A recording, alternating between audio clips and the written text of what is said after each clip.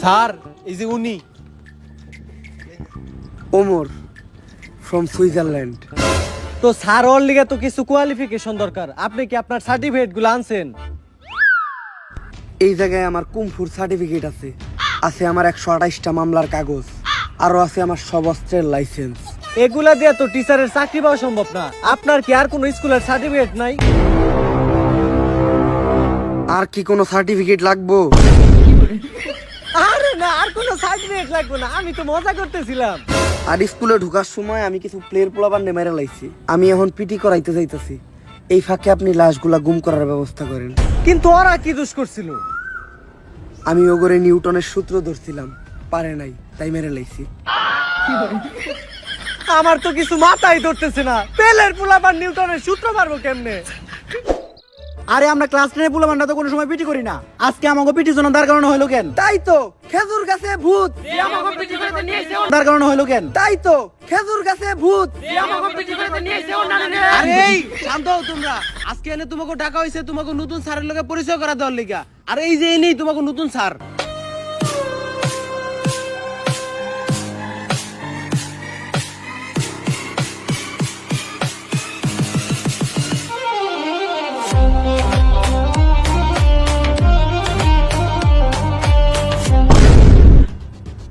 আরে এইটাই তো ওই স্যার যারা আমি স্বপ্ন দেখছিলাম।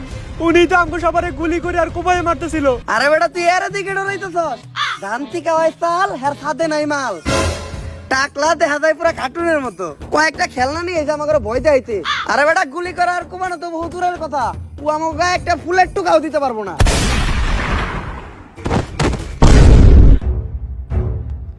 আর কারো কোনো সমস্যা? না স্যার, কোনো সমস্যা নাই। সমস্যা থাকলেও সমস্যা নাই, সমাধান আমার কাছে আছে। যেহেতু এখন পিটির পিরিয়ড, তাই আমি সবাই এখন পিটি করামু। আরামে দাঁড়াও। স্যার হইলো একটা সম্মানিত পারসন, তোরা স্যারের সামনে আরামে দাঁড়াইলি কে? আরামে দাঁড়াইলি কে? স্যারের সামনে আরামে দাঁড়ার সাহস হইলো কেন? সাহস হইলো কেন তোর? আরামে দাঁড়া স্যারের সামনে। শিক্ষক হইলো একজন সম্মানিত পারসন। স্যার আপনি তো কইলেন আরামে দাঁড়াও, তাই তো আমরা আরামে দাঁড়াইলাম। আমি যদি গু খাইতে কই তাহলে কি তোরা গু খাবি?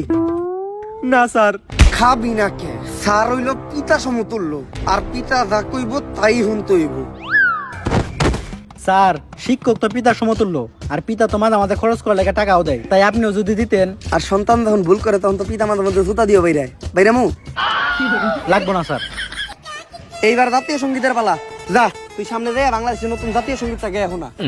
বাংলাদেশের আবার নতুন জাতীয় সঙ্গীত কোনটা? টিকটকে যেটা বেশি শুনি ওইটাই হইতে পারি, ওইটাই কই দেই। আসমানে তুই কাঁদিস কেন, অট্টলিকার বাহারে।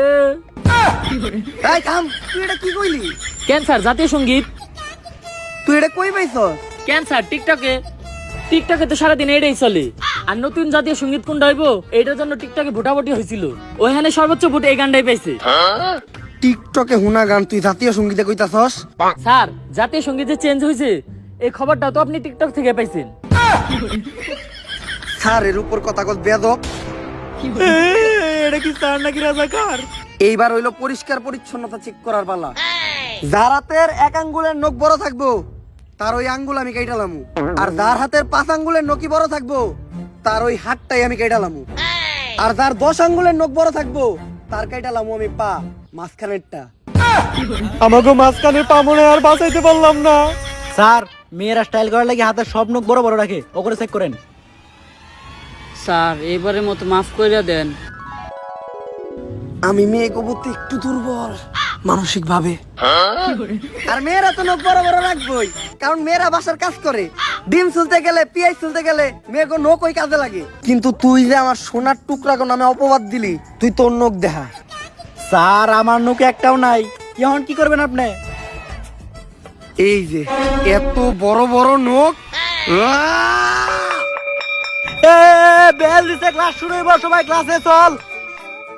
জীবনের প্রথম মনে হয় ক্লাসে বেল পড়াতে এত খুশি হইলাম। অগরে তো আমি ক্লাসে যেয়ে দেখতাছি, যেমনি ও কগরে মারতে হইব, অগরে না মারতে পারলে আমার ভালো লাগবো না।